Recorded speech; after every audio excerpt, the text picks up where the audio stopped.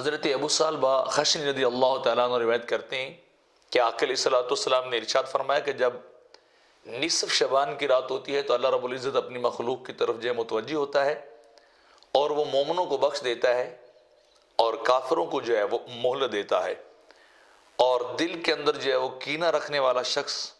جس کے دل کے اندر کسی کے بارے میں رنج ہو اسے بھی مہلت دیتا ہے کہ اگر وہ کینے کو ختم کر دے تو اس کی بھی بخشش کر دیتا ہے، لیکن اگر وہ دل کے اندر کسی دوسرے مومن کا کینہ اور رنج لے کے آئے تو پھر اس کی بخشش بھی جو ہے وہ نہیں کی جاتی ہے۔ حضرت عثمان بن العاص رضی اللہ تعالیٰ روایت کرتے ہیں کہ آقا علیہ الصلوۃ والسلام نے ارشاد فرمایا کہ جب 15 شعبان کی رات آتی ہے تو اللہ رب العزت جو ہے وہ اپنے آسمان دنیا پہ تشریف لاتا ہے تو ایک منادی جو ہے وہ ندا کرتا ہے اہل زمین کی طرف، ان کو جو ہے بلاتا ہے اور کہتا ہے کہ ہے کوئی بخشش طلب کرنے والا تو میں اسے بخش دوں، ہے کوئی سائل کہ میں اسے جو ہے وہ عطا کر دوں۔ جو شخص بھی اس رات یعنی نصف شعبان کی رات 15 شعبان کی رات اللہ سے جو بھی سوال کرتا ہے اللہ رب العزت اسے جو ہے وہ عطا کر دیتا ہے، ما سوا فاحشہ رنڈی کے یعنی جو ہے وہ طائفہ کے جو اپنا جسم فروشی کا کام کرتی یا پھر جو ہے وہ مشرک کے۔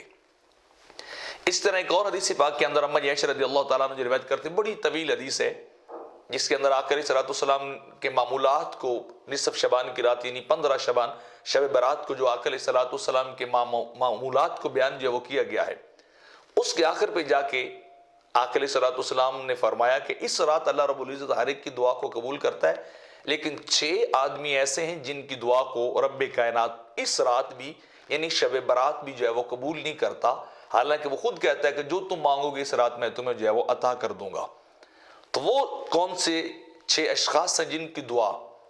رب ذوالجلال جو ہے اس رات بھی جو ہے وہ قبول جو ہے وہ نہیں کرتا؟ تو آخر صلاۃ السلام نے ارشاد فرمایا پہلا جو ہے وہ عادی شرابی ہے جو ہمیشہ شراب پیتا ہو اور اس کا معمول ہو کہ وہ دن رات شراب کے نشے کے اندر جو ہے دھت رہتا ہو اور اسے دنیا و ما فیہا کی کوئی خبر جو ہے وہ نہ ہو، اور دوسرا وہ شخص ہے جو اپنے ماں باپ سے قطع تعلق کرنے والا ہو، ماں باپ سے جو ہے اپنا رشتہ توڑنے والا ہو، ان کے ساتھ اپنا رشتہ جو ہے وہ جوڑنے والا نہ ہو بلکہ ان سے الگ جو ہے وہ رہنے والا ہو، اور تیسرا شخص آپ نے ارشاد فرمایا کہ زنا پہ اصرار کرنے والا یعنی زانی آدمی جو ہے وہ بھی اگر اس رات آئے اور اللہ سے دعا مانگے تو اللہ رب العزت اس کی دعا کو قبول نہیں کرتا اتنی دیر تک جب تک کہ وہ اپنے گناہ کو چھوڑ کے جو ہے توبۃ نصوح جو ہے وہ نہ کر لے۔ اور نمبر 4 میرے آقا علیہ الصلوۃ والسلام نے ارشاد فرمایا کہ رشتہ داروں سے تعلق کو توڑنے والا یعنی قطع رحمی